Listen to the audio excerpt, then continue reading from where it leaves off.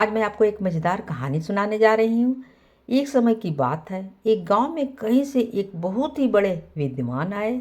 विद्वान से मिलने गांव के सभी लोग एवं सभी धर्मों के गुरु आए। उनके समक्ष सभी धर्म गुरुओं ने अपने अपने धर्म के अनुसार ईश्वर के स्वरूप का बखान किया और बतलाया कि ईश्वर वैसा ही होता है जैसा उनके धर्म में कहा गया है। बाकी के धर्म सब गलत बतला रहे हैं। तभी अतिथि विद्वान ने सभी को एक साथ बुलाया और उनसे कहा कि मैं आपको एक कहानी सुनाता हूँ। उसकी कहानी को सुनकर आप समझ जाएंगे कि ईश्वर कैसा दिखता है। उनके द्वारा सुनाई गई कहानी इस प्रकार है। एक गांव में बहुत सारे अंधे व्यक्ति रहते थे। उन्होंने कभी भी हाथी को नहीं देखा था। एक बार एक महावत गांव में अपने साथ एक हाथी लेकर आया। अब गांव में चारों तरफ हाथी के आने की चर्चा हो रही थी। अंधे व्यक्ति हाथी को देख नहीं सकते थे, किंतु वह उसे स्पर्श कर उसका अनुभव लेना चाहते थे। सबसे पहले सबसे बुजुर्ग अंधे व्यक्ति ने हाथी की पीठ में हाथ लगाया और उसे हाथी दीवार की तरह महसूस हुआ। इसके बाद दूसरा अंधा व्यक्ति हाथी के पास आया और उसने हाथों से कानों को छुआ।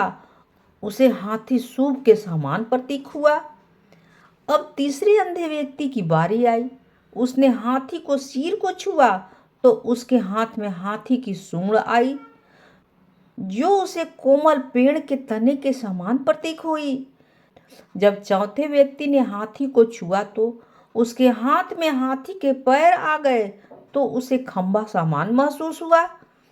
पांचवें व्यक्ति के हाथ में हाथी की पूंछ आई, जो उसे किसी मोटी रस्सी की समान प्रतीक हुई। हाथी को छूने के बाद सभी अंधे व्यक्ति अपनी जगह पर वापस आ गए। एक दूसरे ने अपना अपना अनुभव बताया। पहला व्यक्ति बोला, भाई हाथी तो दीवार की तरह होता है। उसकी बात सुनकर दूसरा व्यक्ति कहा, नहीं नहीं, हाथी तो सूप की तरह होता है। तीसरा व्यक्ति बोला, हाथी न तो दीवार की तरह होता है न ही सूप की तरह होता है।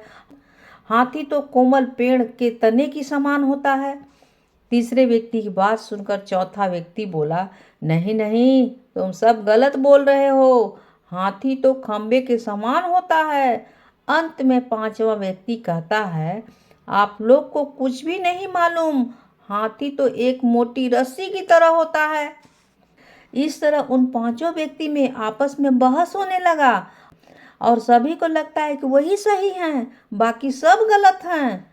उन सब की बहस में आपसी झगड़े का रूप ले लिया। तभी वहां एक विद्वान व्यक्ति गुजर रहा था। उसने सभी अंधों से उनसे झगड़े का कारण पूछा। सभी अंधे ने अपना अपना कारण बताए। तभी बुद्धिमान व्यक्ति बोला, आप सभी अपनी जगह जगह पर सही हैं, क्योंकि आपने हाथी को जितना स्पर्श करके महसूस किया, आप केवल उतना ही जानते हैं। हाथी तो इससे कई गुना बड़ा है। जिसने जो स्पर्श किया, अपने अनुभव वही बतला रहा है और वह सत्य भी है। ठीक है, इसी तरह ईश्वर भी होता है। वह इतना ही विशाल होता है कि उसे समझ पाना किसी भी इंसान अथवा धर्म के बस में की बात नहीं है।